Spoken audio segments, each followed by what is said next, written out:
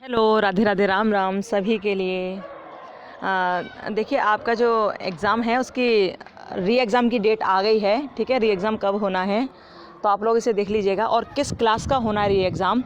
आप इसे पढ़ोगे तो आपको समझ आ जाएगा। ठीक है, आपका री एग्ज़ाम है, ये आपको ध्यान रखना है। ठीक है, तो डेट आपकी जो थी उसे बढ़ा दिया गया है, क्या है क्या नहीं। देखिए, आवेदन पत्र पूरित करने की तिथि दे दी है, तो किसके लिए है ये आप लोग देखना और अच्छी तरह से समझना। ठीक है, इसमें लिखा है, ऊपर से पढ़िए, डॉक्टर भीमराव अम्बेडकर विश्वविद्यालय आगरा।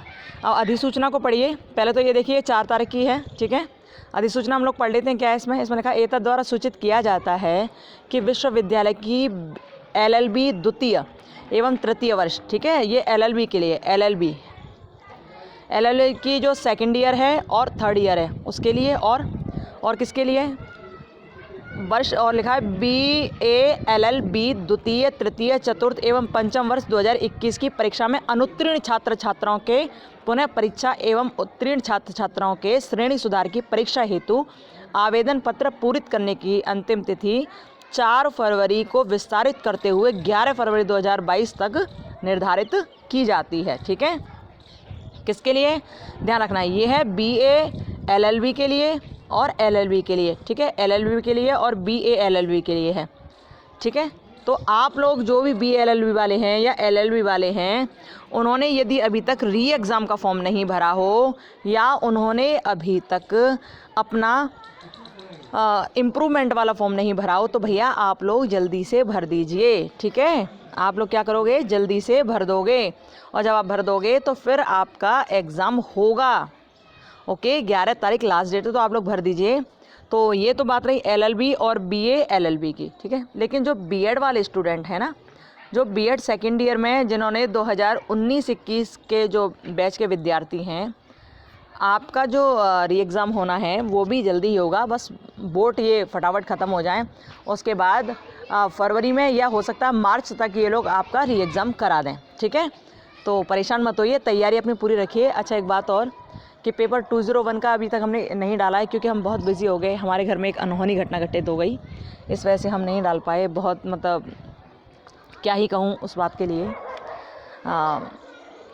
मतलब कुछ नहीं कह सकते। खैर, अब क्या कहूँ, छोड़िए। इतनी बड़ी दुर्घटना घटित हो गई, इसलिए हम कोई वीडियो वगैरह नहीं बना पाए।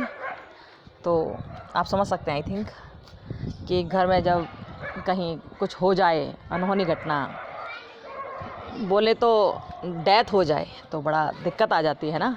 तो इसलिए कोई वीडियो हम नहीं बना पाए हैं आपके लिए, और नहीं कुछ बता पाए। और 201 हम जल्दी ही डाल देंगे। ठीक है, हमारे रिलेटिव हैं तो उनको वो एक्सपायर हो गए, इसलिए हम नहीं कर पाए कुछ भी। रिलेटिव क्या, हमारी जिया जी हैं जो अब नहीं रहे इस दुनिया में। बहुत दुख भरी बात हुई हमारे इस फैमिली में, बहुत बुरा लगा, बहुत दुख भी हुआ है, तो इस वजह से नहीं कुछ हो पाया। खैर, मिलेंगे जल्दी ही। 201 भी जल्दी ही हम अपलोड कर देंगे, आप लोग परेशान मत होना। ठीक है, और आप देखिए, आपका री एग्ज़ाम भी अब जल्दी ही होगा, तो परेशान होने की आवश्यकता नहीं है आपको।